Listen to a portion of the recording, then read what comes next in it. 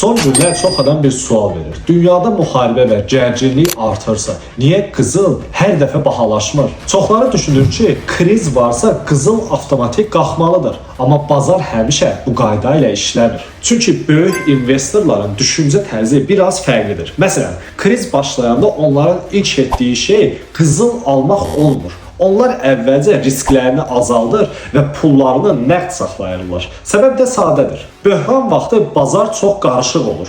Bir gün birja düşür, başqa gün enerji qiymətləri qalxır. Sonra yeni siyasi xəbərlər çıxır. Belə vəziyyətdə böyük pullar tələsmir. Onlar bazarı izləyir və doğru fürsəti gözləyir. Çünki çox vaxt belə dövrlərdə panikaya düşən kiçik investorlar olur. Onlar qorxub satış edəndə qiymətlər aşağı düşür. Məhz həmin vaxt böyük investorlar səssizcə bazara girib ucuz aktivləri toplamağa başlayır. Burada başqa bir məsələ də var ki, çox adam bunu nəzərə almır.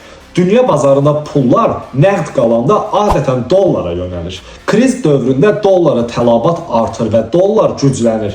Dollar güclənəndə isə çox vaxt qızıl üçün yüksəlmək çətin olur. Çünki qızılın qiyməti bütün dünyada dollarla hesablanır. Yəni dollar bahalaşdıqca eyni qızılı almaq investorlar üçün daha baha başa gəlir və tələbat da azalır. Buna görə də bəzən maraqlı bir vəziyyət yaranır. Dünyada gərginlik var, amma qızıl gözləndiyi kimi qalxmır. Bəs gələcəkdə nə ola bilər? Qısa müddətdə bazarda qalxma və düşmələr görmək normaldır. Belə dövrdə tez-tez al-sat etmək kifayət qədər riskli ola bilər. Amma uzun müddətə baxanda başqa faktorlar da var. Bir çox ölkənin mərkəzi bankları qızıl ehtiyatlarını artırır. Dünya üzrə borclar böyüyür və geosiyasi risklər hələ də qalır.